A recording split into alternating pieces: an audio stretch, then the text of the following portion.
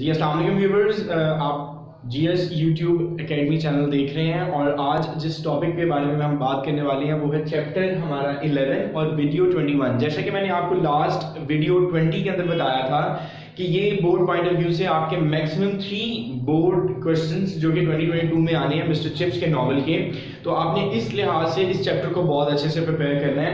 और आज हम पैराग्राफ 6 से 10 तक की ट्रांसलेशन करेंगे और मैंने कुछ यहाँ पर एक 2 से 3 टॉपिक लिखे हुए हैं कि यहाँ पर आपको इस 5 पैराग्राफ्स में या 6 to 10 पैराग्राफ्स के अंदर इन्वेंशंस के बारे में बताया जाएगा, इवेंट्स के बारे में बताया जाएगा और सम इम्पॉर्टेंट कैरेक्टर्स, जिसके अंदर ग्रेसन का कैरेक्टर है कि उसने जो कि मिस्टर चिप्स के साथ उसका क्या रिलेशन था।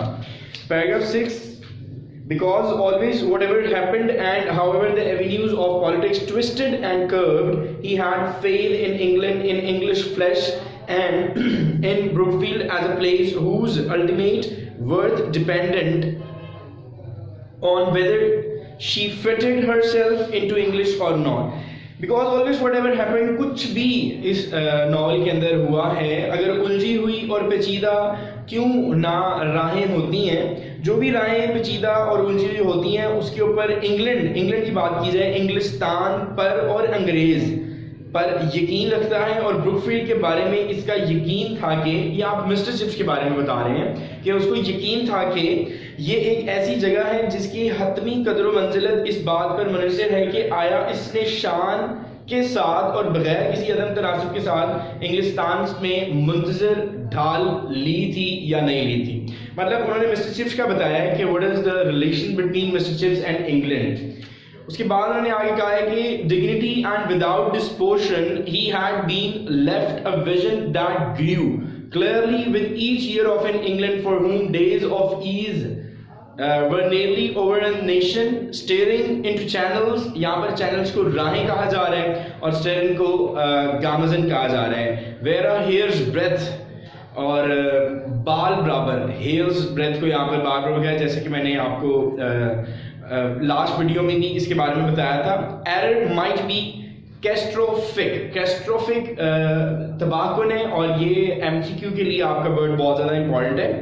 उसने आगे he remember the diamond jubilee, here is the events. So events के अंदर डायमंड जुबली आती है, तो डायमंड जुबली एक 75 से 65 60 और 75 इसकी जो है जश्न उसरत मनाई जा रही थी, मतलब एक इवेंट था, उसको सेलिब्रेट किया जा रहा था। There had been a whole holiday at Brookfield, और उस दिन ब्रुकफील्ड के अंदर पूरी एक छुट्टी थी। And he had taken Kathy to London to see the procession, और वो कैथी को लंदन लेकर गया था जब ब्रुकफील्ड से पूरा दिन छुट्टी थी ताकि वो जुलूस देख सके, मतलब प्रोसेशन देख सके। That old and legendary lady sitting in her carriage like some crumbling wooden doll, और वो ओल्ड लेडी मतलब कैथरीन की बात हो रही है, वो इस तरह बैठी हुई थी जैसे क्रम्बलिंग को अगर हम देखें तो इसका मतलब है पैरिशिंग और वैनिशिंग या ब्रेकिंग डाउन या कोलैप्सिंग, मतलब तबाह होना, शिकस्ता हो जाना, शिकस्त खाए होना। और वुडन मतलब बेजान सी डॉल लग रही थी। Had symbolized impressively so many things that like herself were nearing an and,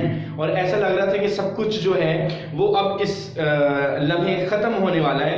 and so many things that can like was it only the century or was it in epoch? Epoch का मतलब उन्होंने आपको बताया दौर या जमाना, तो हम इसे एरा भी कह सकते हैं और इसे हम मॉडर्न एज के नाम से भी बात कर सकते हैं। तो उन्होंने कहा था क्या ये सिर्फ एक सदी थी या कि ये तारीख का एक साज अहद था। And then that frenzied Edwardian decade like an electric lamp that goes brighter and whiter. These are some inventions like I have mentioned on the board कि ये कुछ इजादात थी जो उन्होंने इस चैप्टर के अंदर बताई हैं। एडवर्डियन डिकेड था, डिकेड का मैंने आपको लास्ट 19th वीडियो में 20th वीडियो में भी बताया था कि बेसिकली डिकेड कहते हैं अशरे को 10 साल की बात हो रही है, तो यहाँ पर 10 years की उन्होंने बात की है। Just before it burns itself, strikes and lockouts, champion shapers and unemployed marchers, तो काफ़ी बेरोजगार भी जो थे वो भी वो कर रहे थे, एहतजाज कर रहे थे। Chinese labour, tariff reform, HMS Dreadnought, Marconi, home rule for island, doctor Crippen, and suffragettes, ये सारे आपको मैंने इवेंट्स बताए हैं। तो अगर हम HMS की बात करें तो हिज और हर मैजेस्टी सर्विस है, मतलब आपको उसकी खिदमत का बताया गया। फिर अगर आप इसकी बात करें ड्रेड नॉट की, तो ये एक बरतानिया का पहला बहरी जहाज था जो 1906 में आपके जो समुंदर है उसके ऊपर उतरा था। और एक मार्कोनी है, ये तो सबको पता है कि इसने वायरलेस टेलीग्राफी जो है इजाद की थी। और उसके बाद लिखा हुआ है an April evening windy and rainy the fourth form construing Virgil not very intelligently. और अब वो वर्जिल का जो नॉवल है उसके बारे में बात कर रहे हैं। Very intelligent for their was exciting news in the papers, young Grayson in a particular was careless and pre occupied. Young Grayson, ये आपको मैंने बताया था कि ये इंपॉर्टेंट कैरेक्टर है, जो कि इंपॉर्टेंट कैरेक्टर के बारे में बताया है ग्रेसन। अब ग्रेसन क्या कह रहा है, एक परेशान कुन नो उम्र ग्रेसन था जो कि इसका चिप्स के साथ जो है बिल्कुल रिलेशन था, लिंक्ड था। अ क्वाइट नर्वस बॉय, और ये बहुत खौफजदा नजर आता था, मतलब नर्वस बॉय था ये। Grayson stay behind after the rest, then Grayson I don't want to be severe, मैं तुम्हारे साथ सख्त नहीं होना चाह रहा, मैं तुम्हारे साथ स्ट्रिक्टनेस नहीं करना चाह रहा, because you are generally pretty good, क्योंकि तुम मेरे साथ काफी अच्छे रहे हो, तुम्हारा बिहेवियर बहुत ज्यादा मेरे साथ अच्छा रहा है, तो मैं तुम्हारे साथ बिल्कुल भी स्ट्रिक्ट नहीं होना चाह रहा।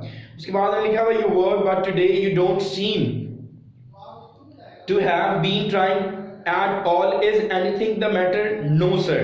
Well say no more about it, I shall expect better things next time। अब मुझे इसके बारे में और कुछ नहीं सुनना, तो तुम कोशिश करना कि नेक्स्ट टाइम अब इस तरह की बात बिल्कुल भी नहीं करनी है तुमने, और मैं उम्मीद करता हूँ कि तुम अब बेहतरी की तरफ जाओगे, बेहतर हो जाओगे। Next morning it was noised around the school that Grayson father had sailed, कि वो समुद्री सफर के ऊपर चले गए हैं, जो कि ग्रेसन के फादर हैं, ये मॉडर्न कैरेक्टर है आपका, on the Titanic, and that no news had yet come through as it is fate। और ये मुकद्दर है कि अभी तक वो उनकी कोई खबर नहीं मिली है क्योंकि वो टाइटैनिक पे गए थे। Grayson was excused lessons for a whole day, the school centered emotionally upon his initiatives। और अब वो बहुत ज़्यादा परेशान था, जाहिर सी बात उसके वालिद साहब थे, तो इनिशिएटिव्स का मतलब यहाँ पर परेशानी है।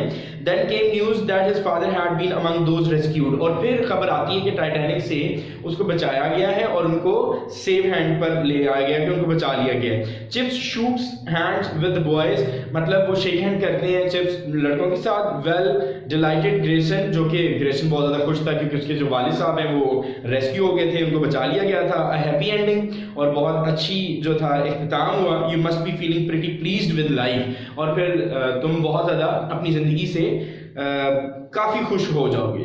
यस सर, मैं बिल्कुल खुश हूँ। अ क्वाइट नर्वस बॉय, क्योंकि ये बहुत उस वक्त बहुत घबराया हुआ लड़का था। And it was Grayson senior not junior with whom Chips was destined later to condole. और ये जूनियर ग्रेसन नहीं था, ये सीनियर ग्रेसन था जिसके साथ ताज़ियत की जा रही थी, मतलब कि कंडोलेंस की जा रही थी, उसके साथ हमदर्दी की जा रही थी। So this was your last paragraph which was paragraph 10 and we have done with our 11th chapter. And इंशाल्लाह नेक्स्ट वीडियो में हम 12th चैप्टर के बारे में बात करेंगे, और 12th चैप्टर के जो डिटेल्स हैं इसमें आप एक करेक्शन क्या करें, this is our 10th chapter and we are going to introduce in the next video the chapter 11. That would be your first video of chapter 11. So for that time, Allah Hafiz.